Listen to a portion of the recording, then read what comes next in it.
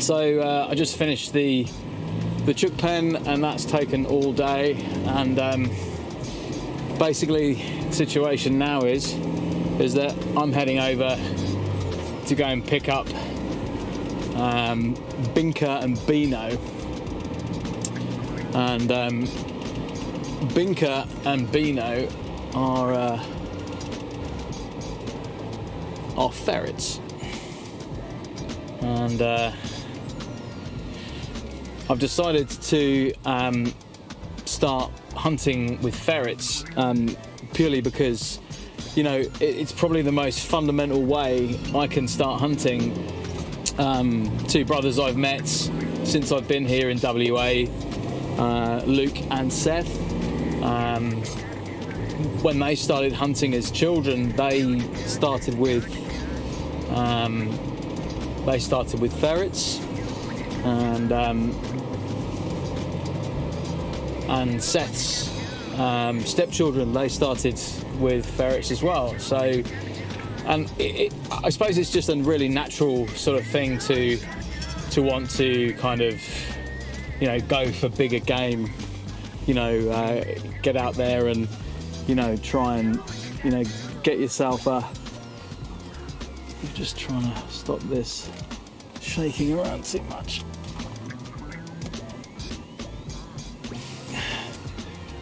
That's better. Cool. Yeah, so I think it's natural to want to just go, oh, you know, well, I want to have, you know, an opportunity to hunt bigger game and all that kind of stuff, and that's totally normal. But, you know, the situation is that I'm, as far as hunting goes, even at the age of 41, I'm a novice, really. I've been, you know, hunting with Luke, Seth's brother, a number of times, and we've got the channel Hunting Western Australia. We do a lot of pest control on that channel to do with shooting kangaroos, neutralising kangaroos and foxes and stuff like that, and the occasional rabbits as well when they come into range or into the scope.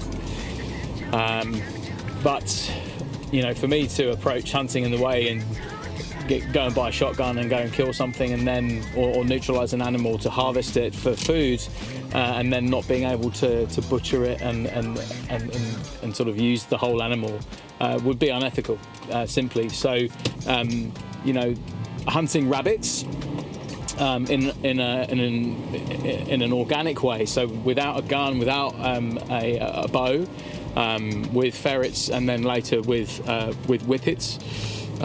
Because they were, you know, there's many dogs which are rabbiting dogs, but they were the original ones from the UK.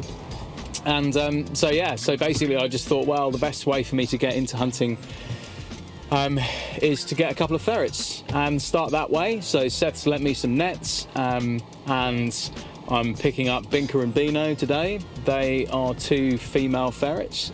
And yesterday Seth and I spent most of the day up on his farm making a ferret cage for me and for Binka and Beano, rather.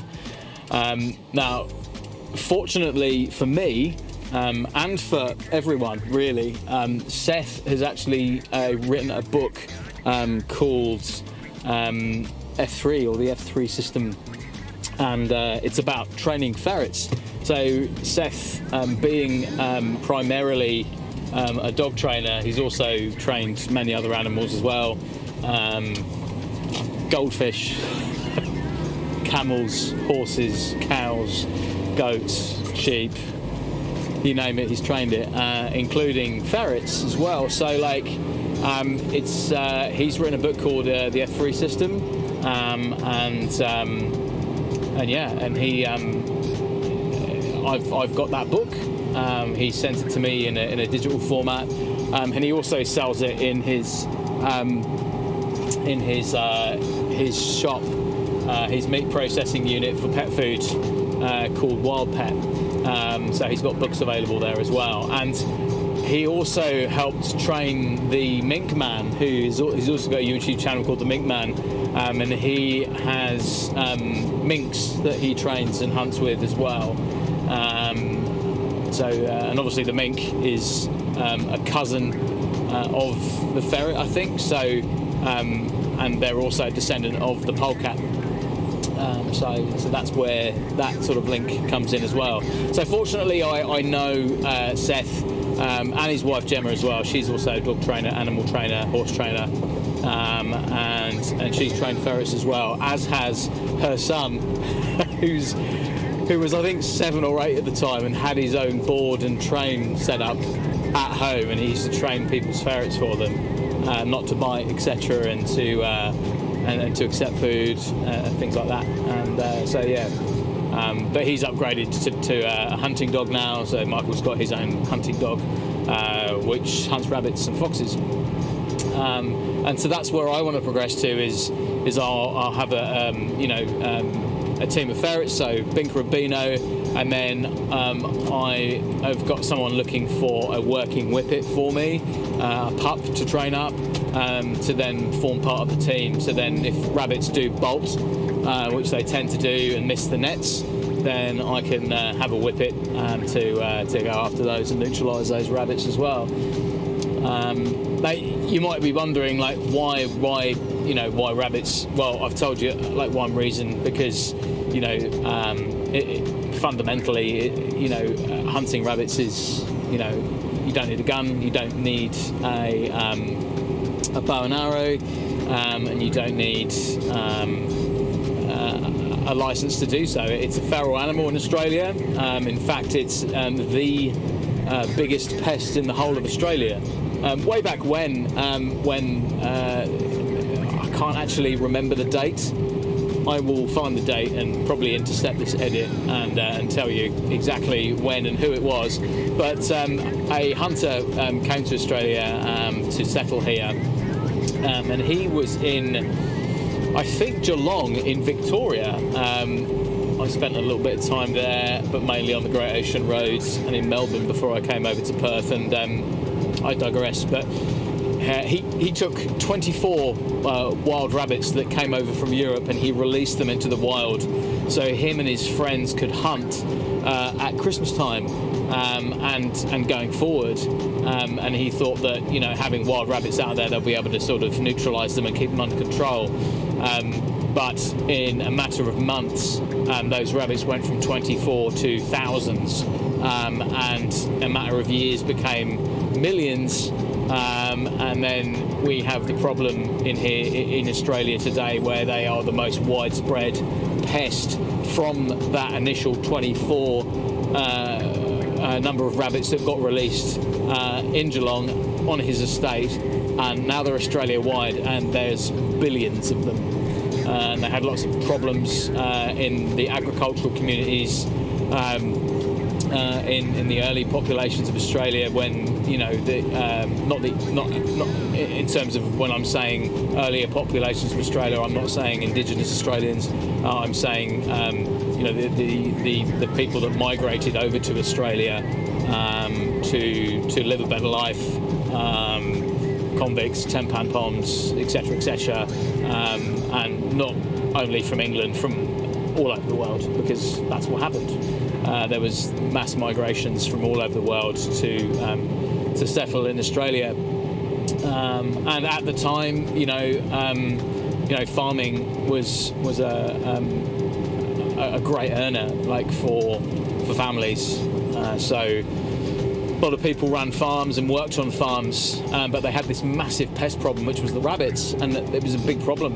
And they actually had to find ways to eradicate the rabbits, and one of those was viruses, so really like a biological weapon against the species. So one of those was myxomatosis, which is a virus for rabbits, but in terms of an ethical way to eradicate an animal or a pest, I wouldn't exactly say that it was the most humane or ethical way to do so, because they don't die quickly. They actually suffer for quite some time before they're deceased. So and then you've got the you've got 1080 that they use as well, which works on non-native species of animals in Australia. They use those 1080 for all sorts of different animals, but it can work on rabbits. But the more viral method sort of transferred over to the calicivirus, and the calicivirus, there's different strains of it. I think there's now K5 that they're on to now, and trying to eradicate rabbits that way and to control the pest that way. But again, ethically, is it a great way to neutralise animals? No, because the animals don't die instantly. They don't die quickly. They suffer to their death, and that's in my opinion unethical. So as an aspiring hunter, and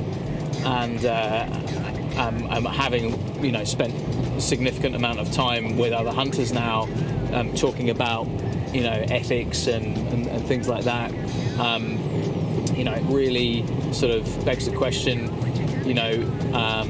using an animal to neutralize another animal, is that ethical? Well, yes, because if you send a dog after a rabbit and it knows how to neutralize that prey, they shake the animal violently by the head, so the neck breaks, and as soon as the neck's broken, the animal's dead in less than a second, really. I mean, the spinal cord is severed and the animal is then dead. It doesn't suffer to its death.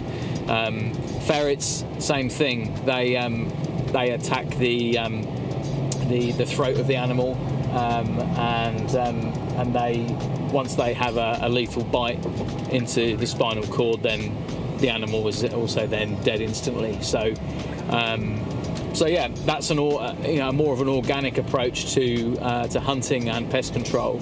And honestly, I haven't actually found anyone else that's ferreting here in WA or Perth or WA. I'm sure there are some people that do have ferrets that do work whippets as rabbiting dogs, but I haven't met anyone as yet. So it's going to be an interesting scenario to see where this all goes, and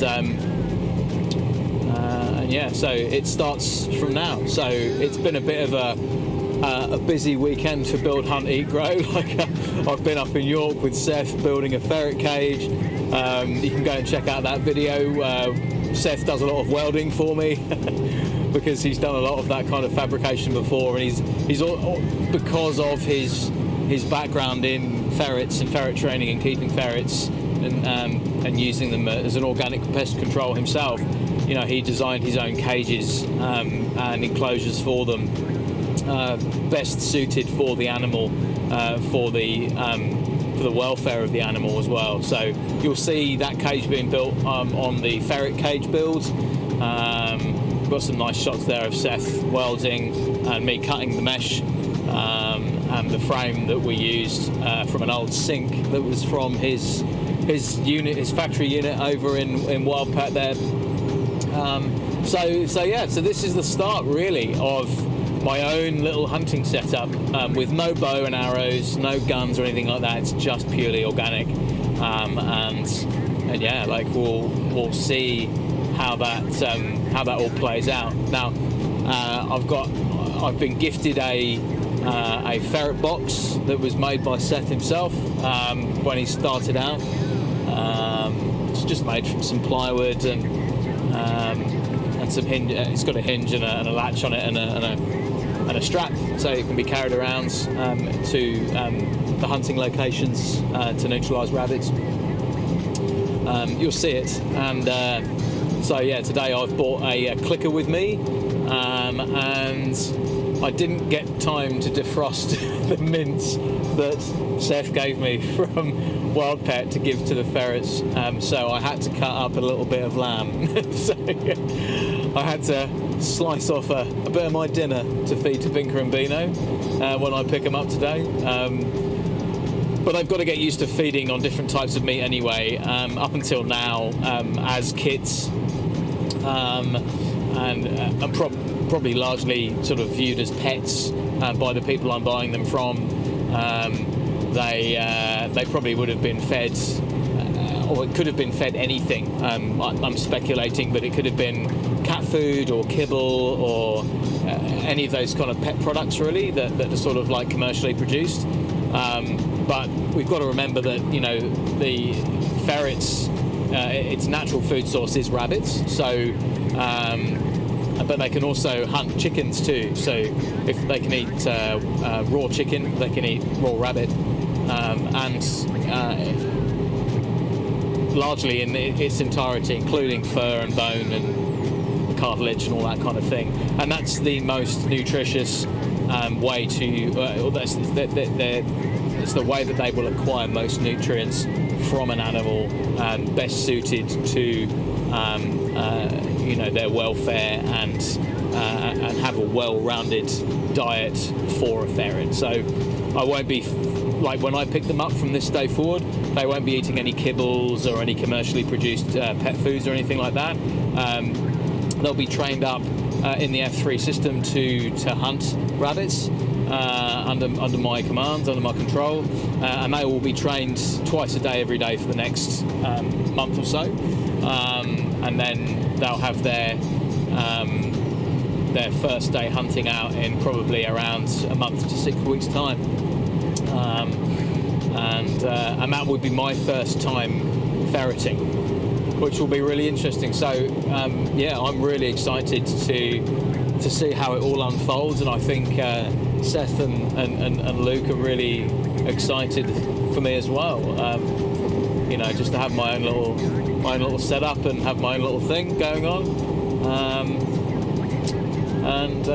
Yeah, so yeah, we're off on our way to Seville Grove. That's where I'm picking them up from today. So we're currently on the Tonkin, doing a hungy on the outside lane, and yeah, said I'd pick them up at 4 o'clock. We're 6 minutes late, so I'm trying to be a good citizen, do the speed limit, and not be too excited. So we're just cruising on the way there to obey the road rules, so to speak. So let's just chill and enjoy the ride. There's also another really interesting thing I've got to do as well. I've got to go and get some Aggie pipe as well from Bunnings, because Seth's told me that they like sleeping underground because, you know, they are sort of subterranean species, so like rabbits and water voles and things like that, and badgers as well, foxes too. They burrow underground and live underground, and surface and some surface for prey and some don't. You know, like ferrets will be hunting. You know, in the wild, they'll be hunting rabbits, and they'll be hunting smaller bird prey, you know, like wild, you know, chicks and things like that. So yeah, Seth said that it'll be interesting. He had a setup, and he had Aggie pipe coming out the bottom of his ferret enclosure and going underground, and he had some concrete blocks that they would sleep in that didn't have corners in them, because when ferrets go to the toilet, they back into a corner. So if you have a square sort of enclosure for them to sleep in, they'll shit in the corners. So then you've got to clean them out. But if there's no corners, they will go and find a corner. So that's where their enclosure is built. You will see it's built in a certain way. So when they do defecate, it falls through the cage and onto the sand in the garden. So and then that can then be littered over with a mulch or similar for them to compost out. Obviously I can't use that for compost because they're meat-eating creatures, and so that won't be possible, but it does mean that I won't have to clean them out all the time, much like someone that was perhaps keeping a rabbit for a pet or a ferret or something like that. But yeah, and they are being kept outside because they do smell a little bit. They've got a bit of a musty smell, and that's just their natural smell. So yeah, I mean, it's and they can skunk as well because they are a distant cousin of the skunk. So if they do get scared, they can. They can skunk. So hopefully they won't with me, because I don't know. I don't know if I'm in that imprinting period because I don't exactly know how old the kits are now. But the imprinting period I think is from 7.5 weeks to 8 weeks old, where they can imprint. The imprinting period for an animal is where they see you as a mother or as a parent. And it's different for every animal. I think dogs is within 8 weeks, and then cats I'm unsure of. Horses I think is 2 hours. So if someone's having a foal, for instance, they have to be there at the birth, really, or they're within 2 hours of the birth, so that they can then imprint onto the horse as its parent. So if you are going to train a horse from a foal, for instance, and it's really ideal that you're there from the birth, so then you can, train that animal. But for ferrets, I think it's between 7 and 8 weeks, or 7 and 9 weeks. I'll have to look that up in the F3 system. But yeah, I think the imprinting period may extend out to 12 weeks. I'm unsure, so we'll see. But in any case, they'll see me as mummy, or as daddy, or as parent, and yeah, all of their training and all of their food will come from me. So their safety, their comfort or discomfort, and acquisition will come from me. So they'll see me as a provider of safety, comfort, and acquisition. So yeah, and later they will respond to their names and voice commands. So when I'm out hunting, I'll be able to call them and they'll be able to come back. So yeah, it's something that some people might sort of see as a disbelief, really, as to like, you can train a ferret to voice command. And that's something that I said first. I was like, really? You can train a ferret? Yeah, apparently, yeah, you can. It's a thing, and it can be done, and that's where my animal training sort of journey begins, especially for another species, because the only other animal I've trained before is a dog. Sadly, my dog passed about 10 weeks ago. Yesterday, Friday, Sunday. Yeah, 10 weeks ago on Friday. Coco, best dog, bless her little heart, she was amazing. Solid dog, amazing, could deal with any situation, like nerves of steel, fantastic. And I got to train her and own her, and I was really grateful for that.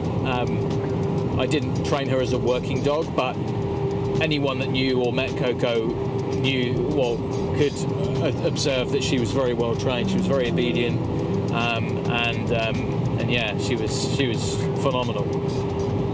So yeah, my next dog will have big boots to fill. My Whippet, and my Whippet will be a full working dog. So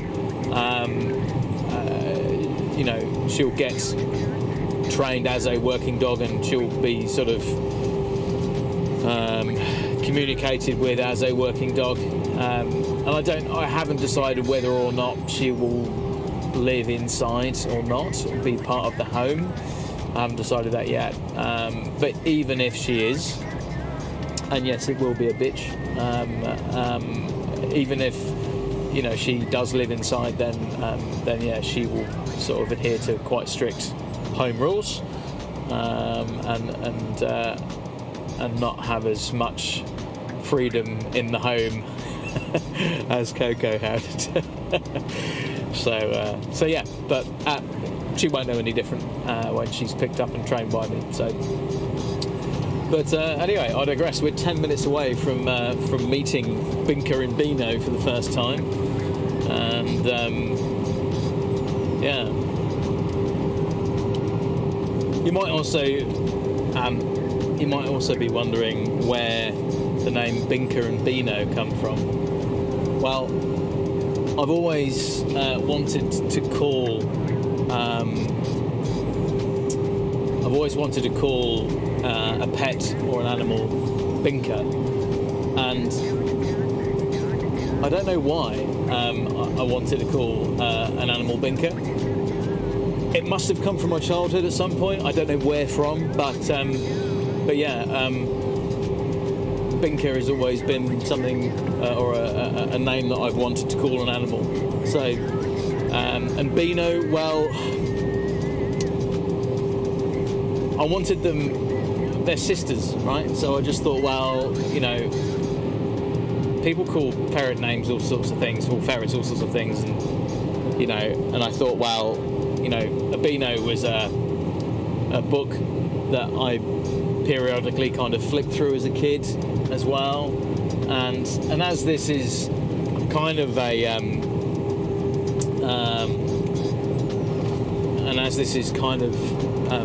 the beginnings of hunting for me, where most children start,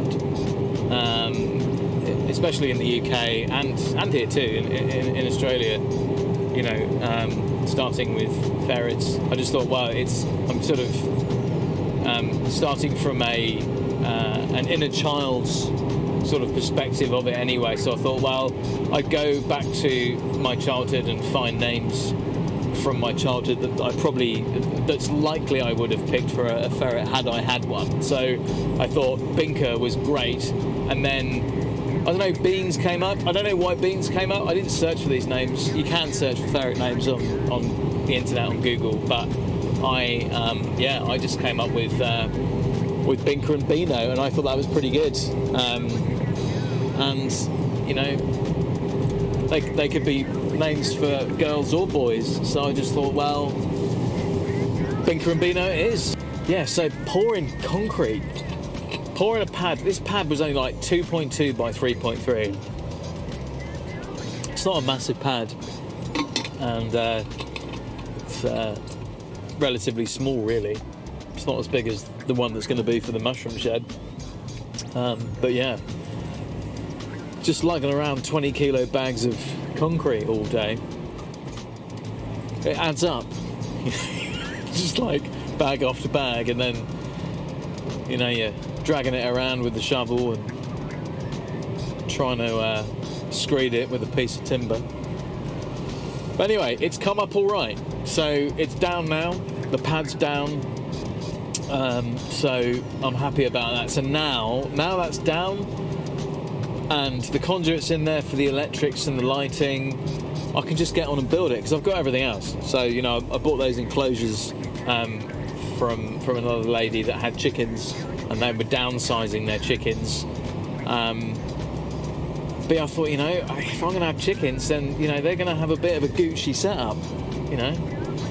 They're going to have a bit of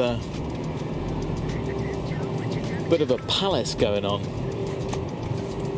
So yeah, just following the council guidelines, pavers or pad.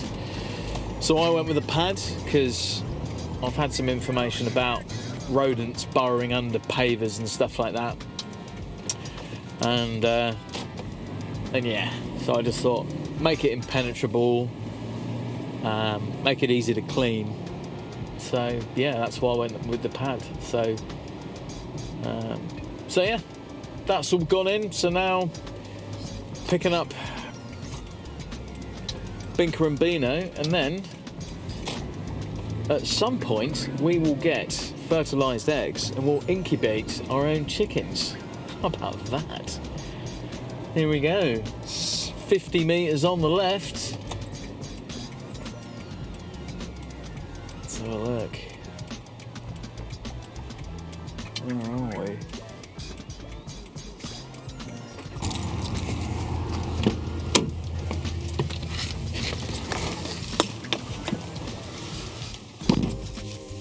So here we are,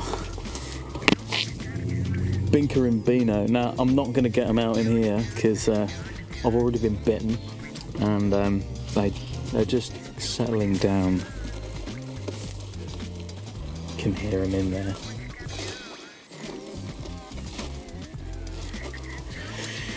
Now they absolutely loved the. Let's just get a bit more brightness in here.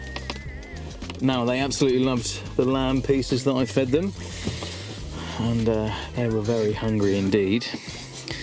So that's when I got bitten, because I tasted of lamb. So anyway, here they are. They're in here. They're just going to carriage in here all the way home, and then I'll show you them when I get the cage in position, and they'll go into there. So let's take them home. Binka and Beano, welcome to the fam.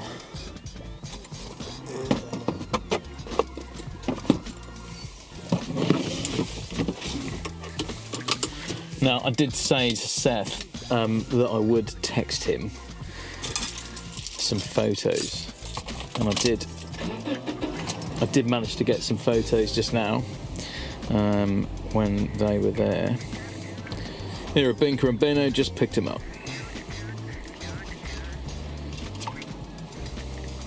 Right, let's go. Let's head home.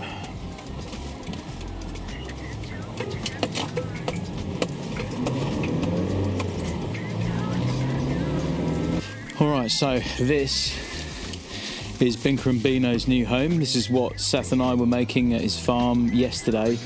And well, it took some time, but this used to be an old sink stand that came from his factory, and then I got some mesh off of a guy in Perth that was building an aviary, and then we just welded it all up. The video, you can go and check out the video of us making it. It's just called Ferret Cage Builds, so that will be there, you know, up.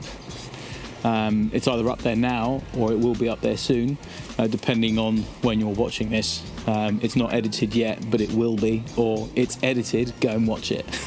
I can't tell you when it's going to be because I've got a lot of editing to do. But yeah, here we go. So I've got the lamb that I fed them, and I've also got some stuff from Wild Pet as well, pet foods. So this is ground up.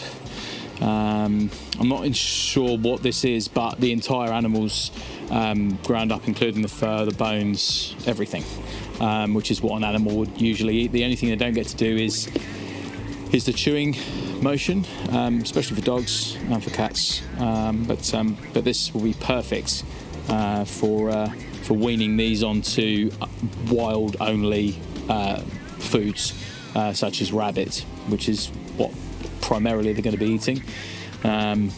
Yeah, especially this winter, because we're going to go hunting in about 5 or 6 weeks, I hope. So this is the start. So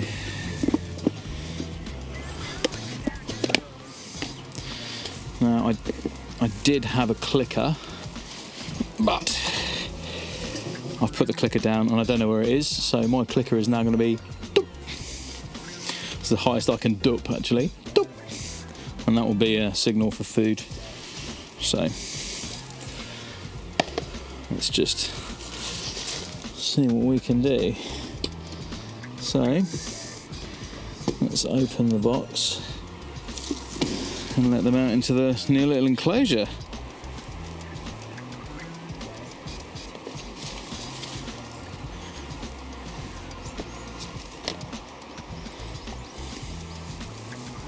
I'm just going to close the lid and come and get the camera, and I can frame them up and you can see them inside the cage.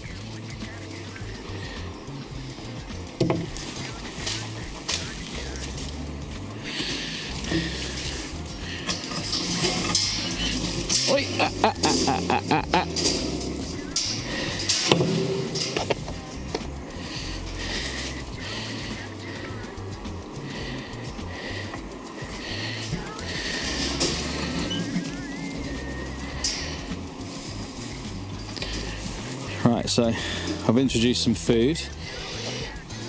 Doop.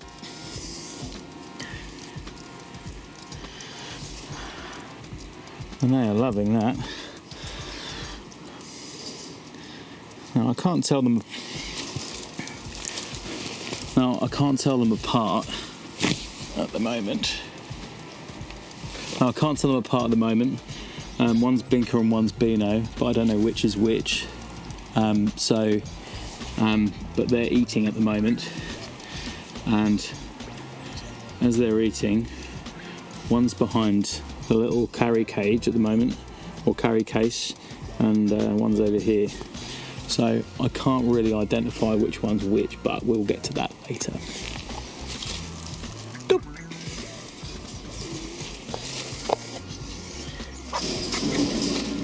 I'm going to start fighting over the food now.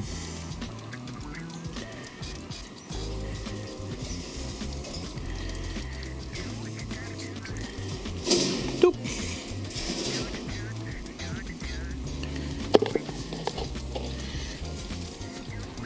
Doop. It's all right, mister. Doop.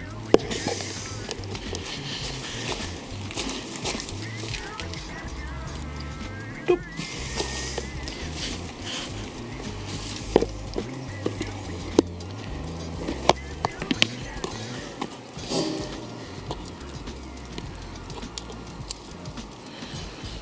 Doop.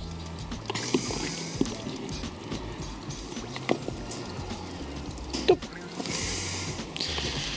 Right, I'm not going to overfeed them, but we'll just leave some food in here so that they know this is home.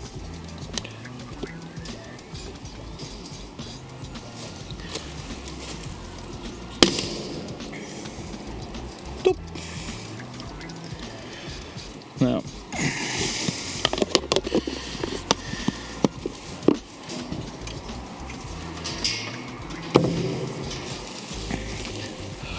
okay, so let's just get this in focus. It's a bit dark at the moment.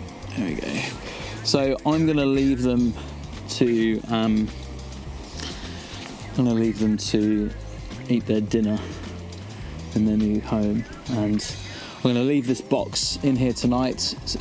It's got the hay from where they were, so I'm just going to leave that in there for them to bed down if they want to. And so this is their enclosure.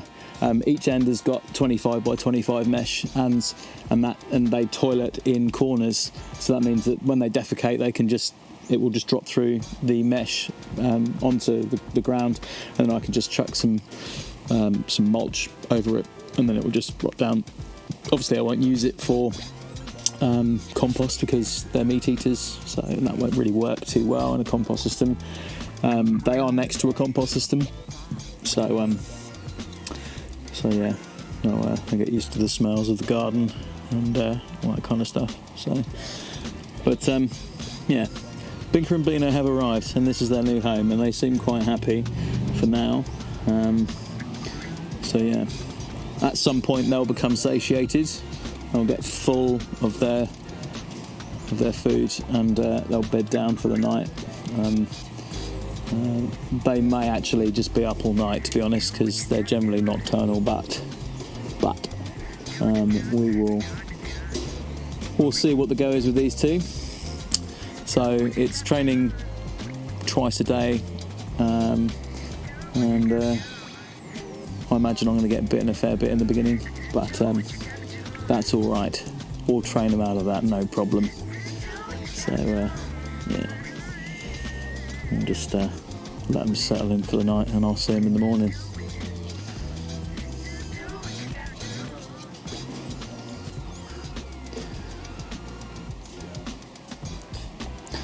Certainly the case though that when you lift that lid, they're straight up that wire and they want to get to know you. But if you pick them up, then they are biting a little bit. They're a bit nippy, but they will get used to me. they will get used to me over the next couple of days, because I'll be training them for hunting. So yeah, I'll go through the F3 training that Seth's written, and they'll be out hunting in no time. So say goodnight to Binka and Beano, and as will I, and we will see them in the morning.